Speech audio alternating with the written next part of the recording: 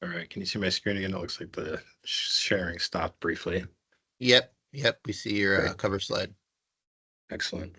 Well, thanks everyone for joining this morning, and yeah, excited to be here. Thanks, Tim. So, as Tim mentioned, I'm Evan Carlson. I'm the head of product here at Whiteout Solutions. We are a geospatial technology company based in the Northeast Kingdom, or the little pocket of St. Johnsbury. We provide end-to-end geospatial solutions. We do quite a bit of work in the field collection side of things, primarily remote sensing with UAS and helicopter, and doing a lot of LiDAR work, as well as imagery, hyperspectral and multispectral imaging.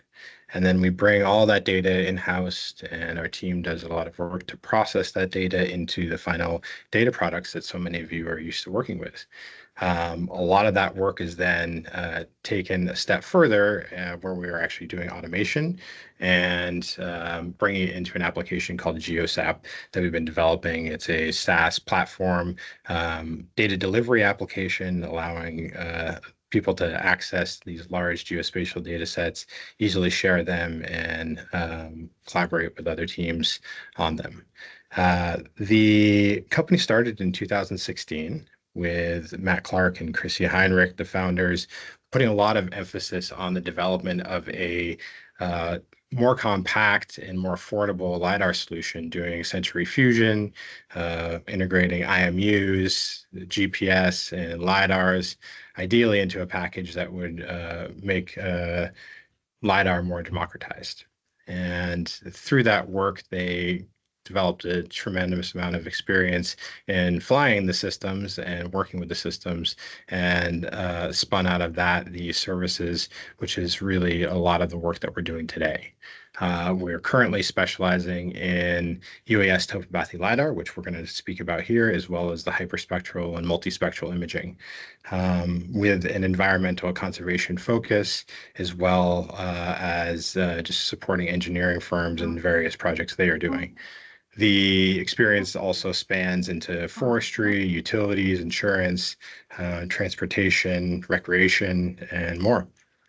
We have an ethos here at Whiteout Solutions where we are um, always focused on trying to be more productive with the time. There are so many repetitive tasks, as many of us are familiar with in the GIS world. And anytime we are doing a process more than a handful of times, we are finding ways to automate that and ultimately introduce it into the processing suite that we're building into GeoSap.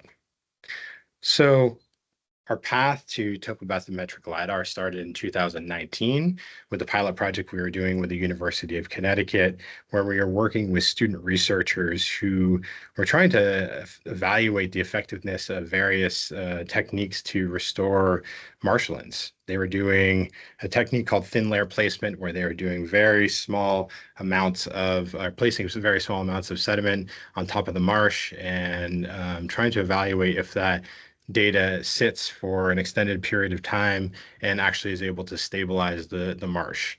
The traditional methods that they had used were not actually effectively measuring that change, or the actual value of the techniques that were being produced.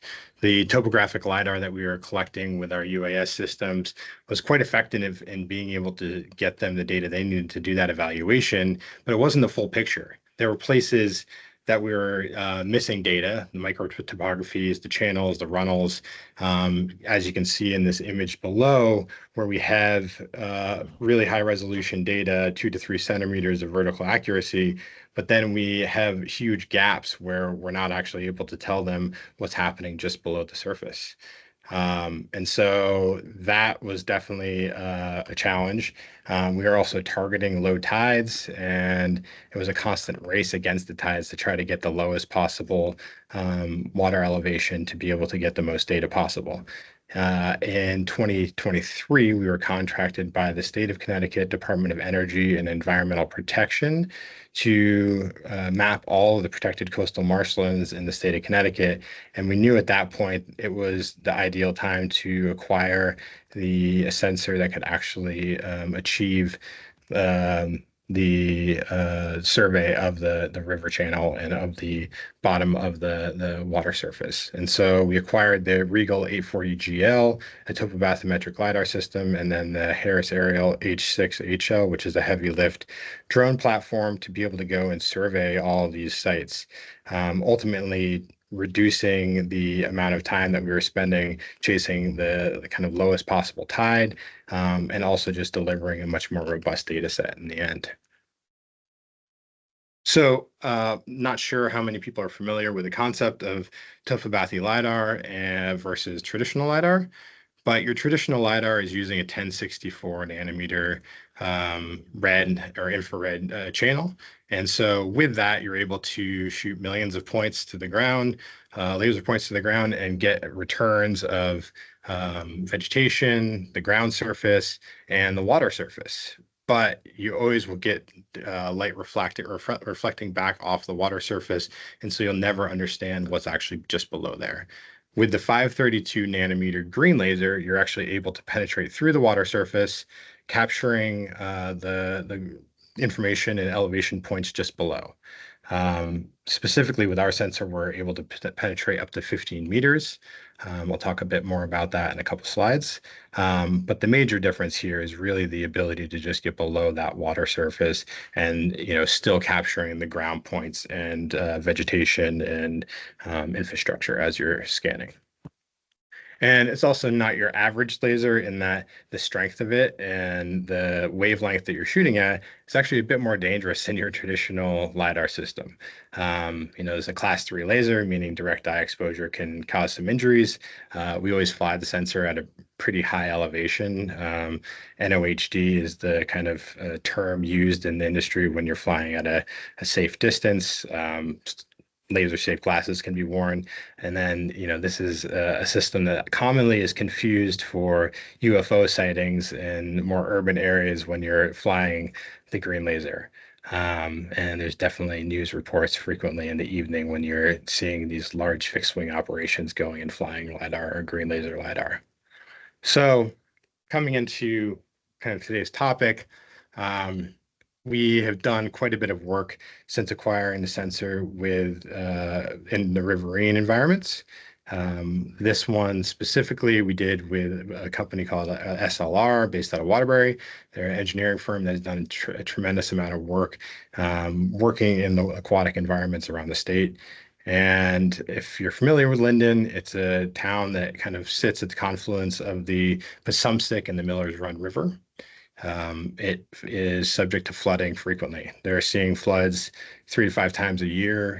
An average or above average rain event will cause flooding in some of the kind of well-known intersections. And then the more recent floodings have caused homes to wash away, bridges to wash out, major roadways just disappearing altogether. Um, and there's been significant development over the years in the floodplain. Much of the town and the kind of development actually sits within the floodplain, as you can see in these images below. So the focus of this program was really to look at ways to be able to mitigate the flooding in the long term, and hopefully alleviate some of the frustration the community has been feeling over the years with the increased flooding events. The traditional methodologies used to be able to do this type of work and establish topobathymetric LiDAR or topobathymetric information is going to be using things like wet surveys and your traditional RTK points on the ground. But the challenges with this is you're dealing with fast-moving water, so it can be dangerous, and it only provides single transects across a water environment, definitely leaving gaps in the data. You have remote boats mounted with sonar and echo sounding devices to be able to produce pretty high resolution bathymetry, but that's only below the water surface. So you're not getting the riverbanks or any of the surrounding environment. Publicly available LiDAR data in the places that are fortunate enough to have them usually produce data that's much lower resolution. So the ability to do accurate modeling on it is decreased significantly. So at the end of the day, Topobathy LiDAR from a UAS is a really great methodology for being able to actually produce that higher resolution data set for the smaller kind of targeted areas that we're looking at, especially in Vermont and these river systems.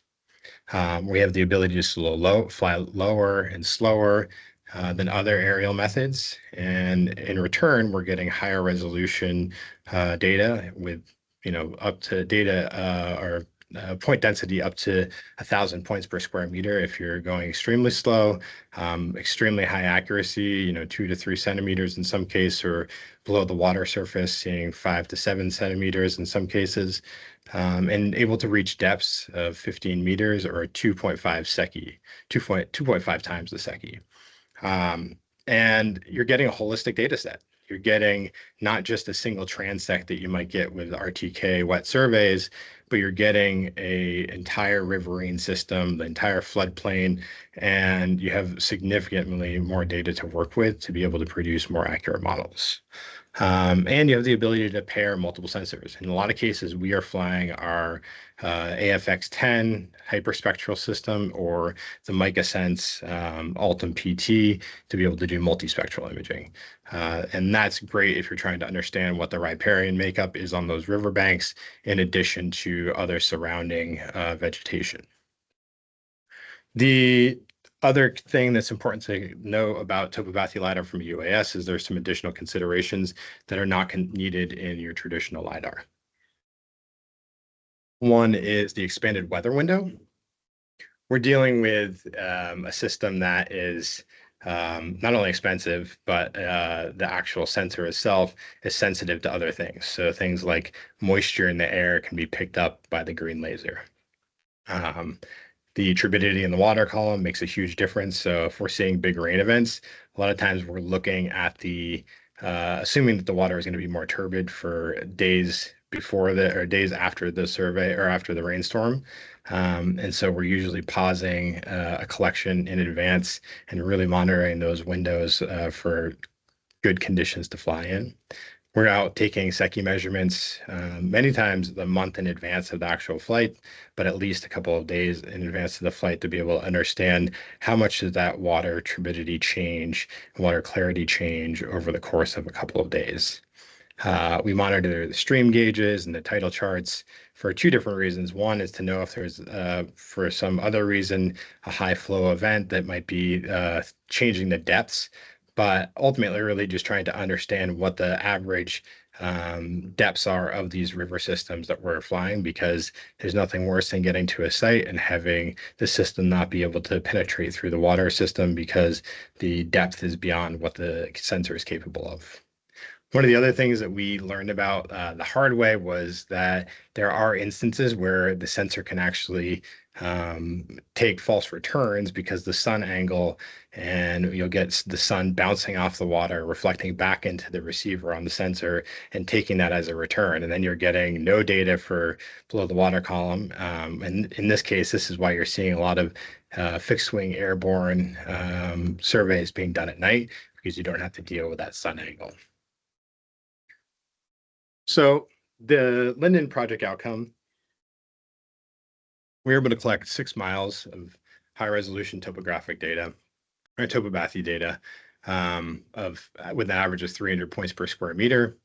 We collected it over the course of 2 days. Plus, we also collected traditional IR or 1064 LiDAR with it, and also imagery. From that, SLR was able to produce a high resolution and highly accurate 2D model that they felt confident with. And from there, designed a number of mitigation options, including construction of new dry culverts, removal of old culverts, dam removals, and things that they had probably been able to do before, but being able to do it with a much higher level of confidence. So when you look at some of the other different projects that we've done more work with SLR. This was in the town of Montgomery. Similarly, they're looking at the floodplain and trying to evaluate what things can be done to reduce the flood risk in that community. I like this data set. Obviously, it's beautiful to be able to see what's happening in that river system, being able to see the scouring, seeing depositions, being able to see the various meanders and how those are actually being built, erosion areas, But also, I think it's very fun to be able to see where are potentially good swimming holes. As you can see here on the right, you have your big rock and a beautiful little spot, probably 6, 8 feet of depth there. So you could do a couple jumps off of that. Another site is in Bakersfield, Vermont, where I work with Stone Environmental. They had a dam removal project. It was actually something that I think a lot of folks in the Vermont community have had their eyes on. It was removed in 2022, I believe, but the first survey we did for them was actually the day or the year after in 2023. And it was collected in June, just before some of the major floods happened last year. And so, as you can see here, you're getting really high resolution data of that river channel. And then the preceding year, or actually 3 or 4 weeks after we did the survey, was when the floods happened, and there was about 70 feet of washout in that bank, as you can see here on the image on the right. And so, pretty significant change, and it's very, very helpful to be able to have that kind of year over year analysis to see what these river systems are doing.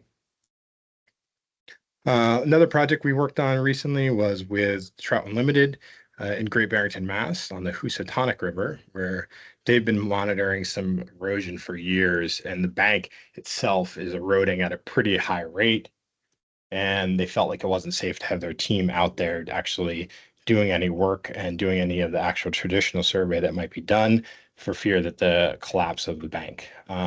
So being able to take our system out and fly the small area, being able to actually give them a holistic data set of it, and then help them be able to design erosion control systems that actually ultimately turns out to be a better solution and give them something that gives them more confidence in what they are going to put together.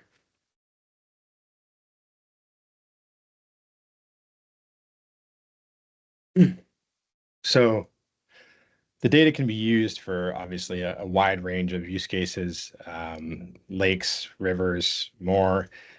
We've used it in wetlands. I really love this image here on the left. This was down in South Carolina, in an area that had pretty dense vegetation. And you can see that in this cross-section profile, we have a tree canopy and then a very small river channel that's down below our stream channel. And that little blue line that you're seeing there is actually representing the river or the water surface. And so being able to capture the water surface and the river bottom or stream bottom in such a highly vegetated area is pretty unique. And again, not something you're going to be able to get with your traditional data sets, and certainly not from the fixed wing airborne data. The river corridors, there's endless amounts of places that this technology can be used in those systems. The dam and infrastructure space, lots of opportunities there. We did some work again in Linden, but looking at the Vale Dam here, you can see obviously the impoundment right behind the dam, but also being able to understand the integrity of the spillway just beyond the falls. And this is again something that might be used, or sonar might be used in these type of scenarios where you might have a remote boat. But once you get close to the falls, very few remote boats or sonar systems are going to be anywhere close to that. So being able to have something that can actually get some information about that spillway is vital. Lake beds, being able to understand what's happening in lakes, subaquatic vegetation analysis is another use case that we've seen some interest in. Also, the search for the hidden boats or sunken ships and such that may be beneath the water surface. So, how do we plan for the new normal? We have seen over the past few years that these FEMA flood maps are wildly out of date with what we're actually seeing on the ground. And no model is really planning for multiple 500-year events over the course of in Linden 2 weeks. So pretty incredible to see that level of storm happening, but no one could have actually planned for that. Most of these floods are really happening now, seemingly on secondary river systems. And there hasn't been any models that have been developed for them. The current infrastructure that's in place, it was built more than 50 years ago in some cases, and they didn't contemplate climate change and the actual impact of it on those systems or on the infrastructure. So we're looking at, all the different ways that we can actually support organizations in being able to build more resilience here. And so we're looking at actually developing a tool set that will allow us to be able to take in real-time data, things like the NOAA stream gauges and USGS 3DHP data as it's forthcoming, and be able to develop real-time models to be able to help engineering firms or help communities be able to better plan for what's actually coming ahead. Um, and until now, when you have this high resolution data, this wasn't actually possible. So some of the key takeaways here, hydrographic models in the riverine corridor and kind of inland wetlands really are incomplete without topographic LiDAR. It really is a game changer in the ability to actually understand what's happening below the surface, but also being able to get a full picture of that land-water interface in a way that you wouldn't be able to do traditionally. The UAS is a really great platform for being able to do that highly targeted survey in hard to reach areas. The same goes for helicopter, being able to do it in kind of longer stretches. So both platforms that have not traditionally been used in these kind of more critical surveys. Pre-design, as-built, and ongoing monitoring, these are really important when we're starting to think about what is the change in these environments and how can we influence it. So kind of being proactive and thinking about how do we actually get a survey done before we actually go to design, and then what does it look like, and then year over year, how is it actually changing? Are we expecting it to change? Are we seeing it change in the way that we had expected? We think there's exponential opportunity for improvement in the systems that we're designing, and being able to look at that data and put eyes on it is critical to doing so. And again, I think leveraging the forthcoming data from USGS 3DHP and other kind of publicly available data sets to actually design systems that are better and look at ways to model things that are more effective for planning resiliency is going to be key to helping our communities thrive and not be completely crushed by all these storms that we're seeing. But I feel really optimistic to be able to see the data that we're producing and some of the other data sets that are becoming available being used by all the different people in the geospatial community. And yeah, I look forward to seeing how it goes from there. So, Great. Thanks, Evan. Thanks a yeah. lot. Much appreciate. I'm sure that was a lot to digest, and I'm sure folks are still formulating questions. But while we give folks a chance, feel free to either use the hand function, raise your hand if you have a question, if you'd like to ask it, or if you prefer to type it in the chat box, we can field questions there as well. Before I go on that far, Evan, I understand you've been back and forth a little bit with our VCGI's LiDAR program director, Steve Fugate, a bit in the recent past about keeping, at least as I understand it, high level of the state's progress on our QL1 delivery, the 3DHP status that we're working on statewide, et cetera. So hopefully you're a little bit in the loop of where we are on the public side of things. Yeah. From distributing that information. Steve may chime in a bit later about what we have going on there. And then lastly, just for the whole group's awareness, this might be a good venue to raise forth questions and details about publicly available information that has been created and available now, not just after the July 2023 event, but after the events this summer. So we'll talk about that in a moment. So with that, I see a couple hands that have gone up. Kay is first, then Jeff DeGraff, then Sean Regaldo. So let's go in that order. Kay, the floor is yours. Hello, can you hear me? Yep. So I was just wondering if you have an opinion on mitigating flood resilience when so much of our infrastructure is in the river system, and how to educate. It's sort of a multi-part question. How to mitigate the towns needing to understand that staying in the river system isn't a great idea, but they're fighting back because of tax reasons. So that's one thing. But also, do you have an opinion on resilience and staying in the river system? Do you have an opinion on what your strategy would be or priorities? Would you mitigate Yeah. from a watershed perspective, top down, to increase floodplain reconnection, or how would you mitigate that? So I will start by saying I'm not an engineer, but I know that organizations like SLR have done amazing work, and that's exactly how they're using our data, is to actually evaluate all those different things and look at it from either a watershed perspective or looking more directly at the individual stream sections.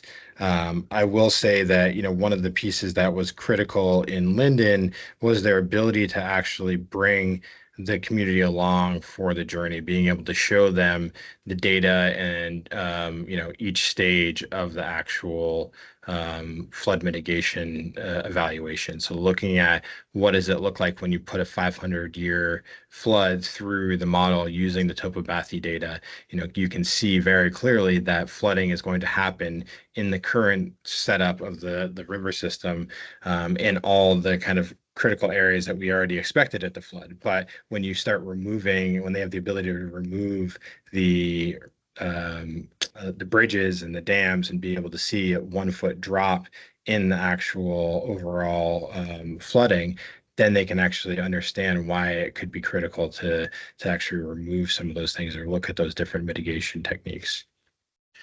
And Evan, I want to say thanks for that. And we do want to keep the focus for folks on the particular tools and deliverables that you've been able to do and their applicability here, rather than some things that are obviously related but adjacent to the work you displayed here.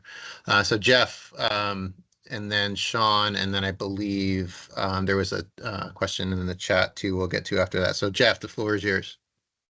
So in our hydraulics unit, we develop a lot of 2D models. And for our major river systems like the Lamoille, Winooski, for one, we don't usually have topography or topobathy data. We don't have the bathymetric data. How much does it cost to get that? Also, for post-flood events, sometimes we're worried about our sites that have our scour critical bridges, and we would like to know, like, if there's a pier in the center of the river, how much scour has occurred. And I'm just wondering, what's the cost relation between doing, like, let's say 2 miles of river versus going locally around a bridge, 100 Yeah. feet and 200 feet, within 200 feet of the bridge? Well, as you'd probably expect, I'm not going to be able to give you pricing on the fly here, but more than happy to kind of give some comps out if you have some ideas on things. We typically bill things in scope projects based on a day, what we can actually do in the field over the course of a day. And when you start talking about things that are below a bridge deck and starting to look at, things potentially below the sediment, you're talking about soundings, and that's typically when we'd bring in a partner that may have some type of echo sounder, dual channel echo sounder that can actually capture some of that information. But more than happy to chat with you offline if you want to share your information, or I don't know if you grabbed my email address, but more than happy to talk with you in detail about any of this. All right, awesome. Thank you. Yeah.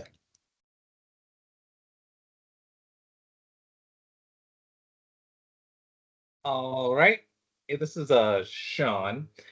When I was looking at the topographic maps you were showing us, I was thinking of the game Sim City, where there's like a terraform function where you can change the topography. So is it possible to, like, let's say there's a berm you see in this in the topography, can we somehow shave that off and then see where the flood will go after? Yeah. Could you, So like, 100%. That's actually some of the work that SLR is doing, but the modeling that I was mentioning, where we're building a real-time model that will actually allow us to pull in the NOAA stream gauges and then work with the data we're collecting, would actually allow us to be able to do that. I mean, we're taking point clouds, you have the actual derived points from the laser, but you can also add what are known as synthetic points that can actually help generate a new surface. And so in the case that you're talking about, being able to actually have synthetic points or a synthetic surface generated is pretty simple to do. And so I think it's a really cool idea, and I hope that we'll be able to share that part of GeoSAP at some point in the near future, and then you'd be able to actually test that out yourself and see what it looks like from a modeling perspective. Yeah, but I imagine we could also like do a fake dredging of the river and see what happens, Right. Yeah, that would definitely be interesting to be able to test. Along the lines of what we do on the public side, Evan, of open spatial data, OpenGIS data, Ned Swanberg, who works with ANR in the flood prep program, is asking, is any of your Vermont data accessible or public? Yeah, I mean, some of it's public or available, I would say. It's mostly data that is being generated for an engineering firm or a state agency. And so ultimately, those state agencies own the data and can determine what they want to do with it. So I wouldn't be surprised if at some point some of this data does end up on VCGI or on some of the other public platforms. The project we're doing in Connecticut, for instance, all of that data will be published through CT Eco, which is their equivalent of VCGI. Yep, got it. Basically, on a per project basis, whoever your client, should it be an agency, et cetera, can then get in touch with us to make it open and available, if I understand correctly. Correct. Yeah. Got it. I think that's an area of interest that we might have, because in the past, in our ortho imagery program, on a per event or project basis, we stemmed off the way it did, in addition to our statewide collects, do drone or USAS based imagery collected by AOT in particular. And it might be an area now that we're having all these events and the requests and needs for more frequent areas, subset areas captured more often than the 5 to 8 years that we collect statewide, present that some way should it become available. So I think that's something for us at VCGI and our LiDAR program, open data programs, to think about. Yeah, I actually, one of the things that we've been talking, I had a really great conversation with Sal a couple weeks back, where we actually talked about the idea of potentially establishing some type of ongoing program where we could go and do these event-based, event-driven surveys and be able to have that data be more available, because it is pretty critical to understand what's happening. And we've actually received a handful of calls here in St. Jay and other communities asking specifically about the ability to go out directly after a flood and collect bathymetry or collect high resolution imagery. And obviously from a bathymetry standpoint, you want to wait for those water levels to drop down and for the turbidity to clear out. But the value of that, to be able to understand what's actually needed from a restoration standpoint, is pretty critical and obviously timely. Yeah, indeed. I want to come back to that topic about readily available deployment of this work after the fact, and I might rope in VCGI Director John Adams in a moment here. But Eric Engstrom, you've got a question. Yeah, so I think this is kind of related, and I think you probably answered it a little bit in the fact that, doing these types of surveys and when the water is still high and turbid is challenging. But I think it would be helpful to be able to go out post-event in certain more heavily, potentially more heavily flooded areas, and just do them proactively, right? And then have that available. And, I know that this is a business and everything, and the data would eventually need to be sold or paid for somehow. But and in the spatial analysis lab, they're kind of they're in a unique situation where they're in education area, and they can fund things fairly creatively and be the quote unquote ambulance chasers in these cases. But at least in my community, I live in Huntington, and people are concerned, right, but aren't aware that these types of resources exist. And, we have some talented people in my area that are within the Agency of Natural Resources and Nature Conservancy, and have stream geomorphologists actually within the town, and we are able to work with them. However, we don't really have the resources to show them, these high resolution products and, back up what we're ultimately telling them. So, I'm just thinking if it was available, we would be able to provide those to them and be able to come up with a potentially more knowledgeable proposal to create new solutions for flooding in the future. But there would be a lot of reluctance in, approaching a firm like yours to go out and actually do that work. So I don't know if that was actually a question or more of a statement, but I'm just, an idea, I guess I would say. Is that, I think that if these things were available in these types of areas, then I think there would be more buy-in to potentially use them if it was available, rather than having to, contract with you guys to do it. Yeah, I think that makes a lot of sense. And we certainly want to be able to support all the communities. And, obviously in Linden, we went out and flew in the last storm cycle just because, it's in our backyard and we have such familiarity with the site. We wanted to be able to provide that data. But we'd love to be able to figure out ways to support all these other communities with this data, because it can be so valuable for that kind of planning and, just post-event evaluation. Yeah, and I do, again, think this is a good segue. So on behalf of the state, in the chat, I just posted to the flood imagery link. After the July 2023 event, at the time, Jarlath and Neil Dunn, who was head of the UVM SAL, basically rushed back from the Esri UC last year and spun up their team basically to go out and deploy rapid deployment of UAS-based photography, orthoimagery, et cetera. And that set forth a model, and them working with us at VCGI to basically make viewers of all that content for rapid distribution. The recent work in this year's events, 2024, Sal basically had the ability to pick that up, in addition to Evan at Agency of Transportation, to basically rapidly deploy remote sensing products and work with us to spin up that app that's there. It's evolving on the state side. Basically, the state knows that they need this kind of line of service. Like you mentioned, Evan, earlier, like talking with Sal, should be some more formalized means to do this kind of thing. Obviously, the benefits are manifold. There are many of them. But it is an evolving thing. It's basically we built it, and now folks are realizing this needs to become codified. And so, folks, if you haven't already seen the work that's presented at the URL in the chat, feel free to do that in your leisure. John Adams, I don't know if you want to jump in and say a bit more about how that processes work, or what you have learned about this kind of work moving forward. Now would be a good time to do so.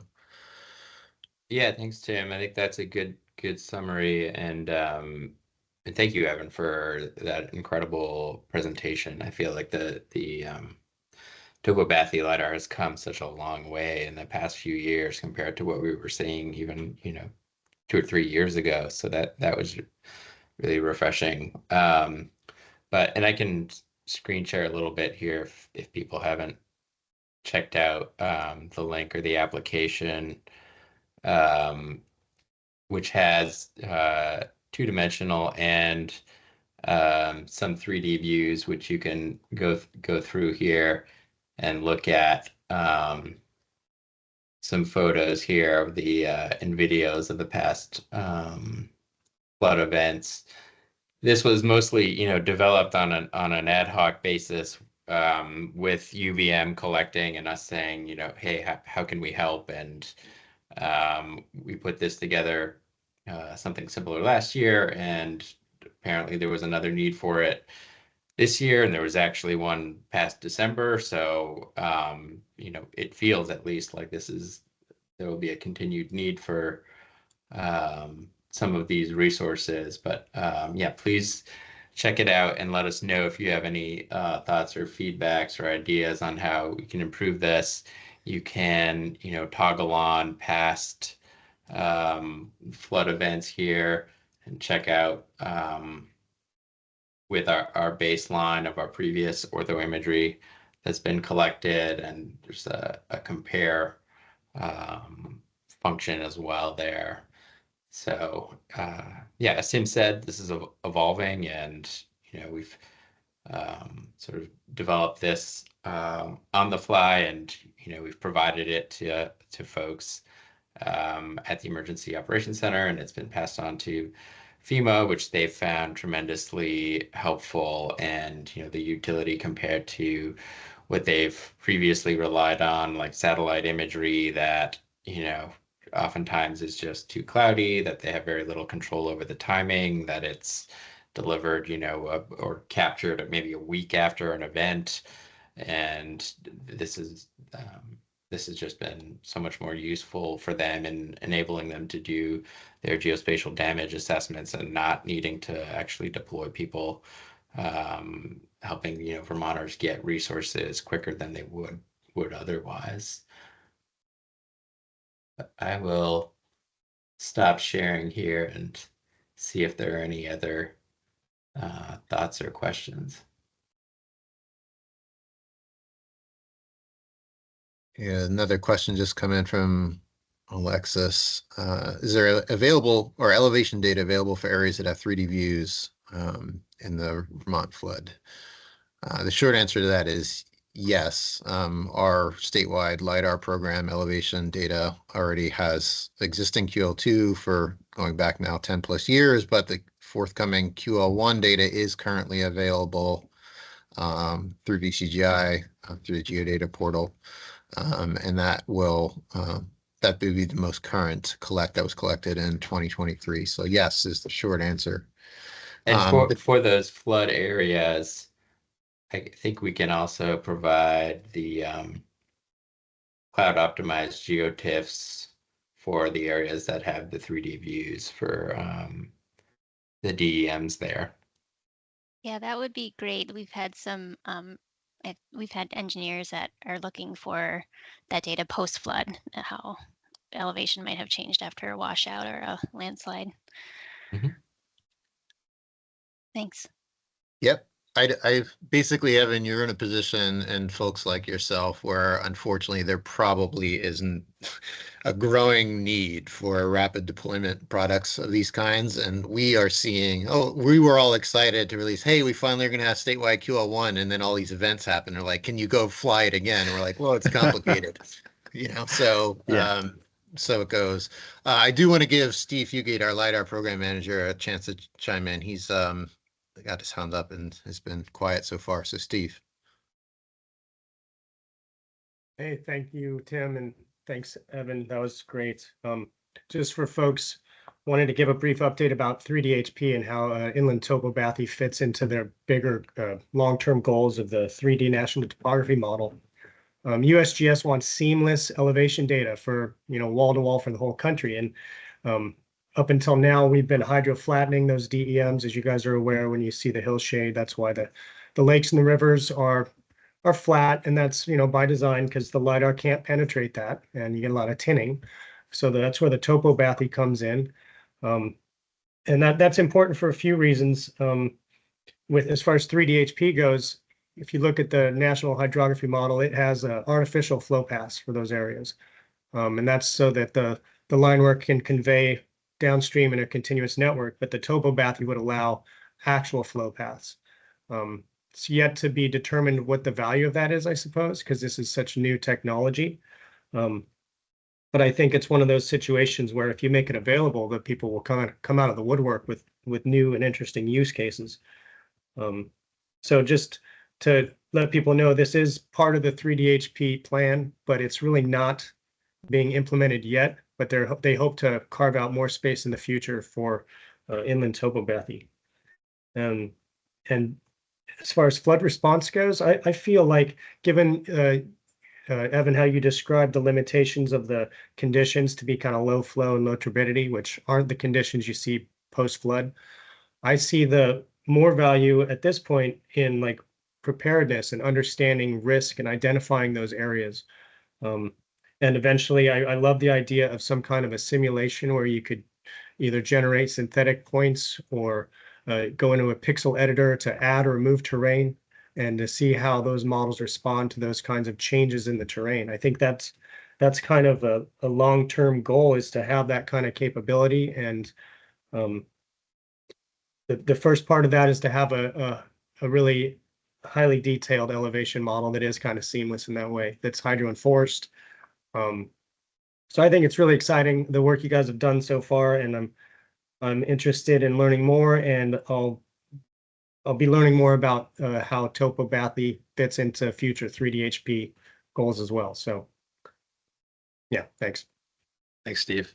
I will note that, we will certainly come back as soon as we have that real-time model that can actually take in the streaming data and share what that looks like in a kind of an interactive way. So hopefully in the next 6-12 months, we'll be able to share that with the group.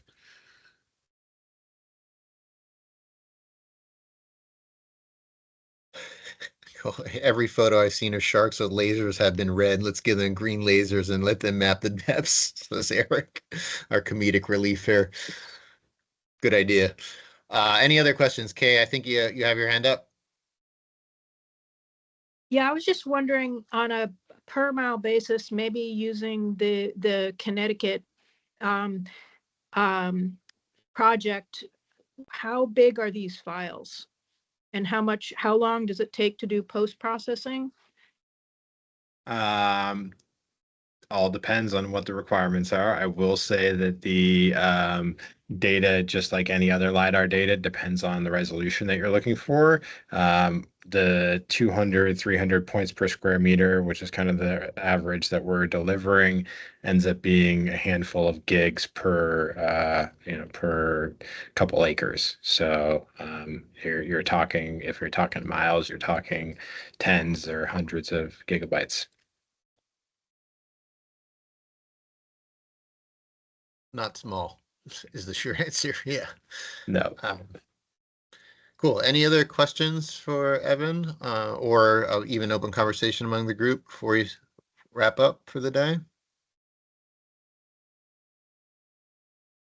Steve?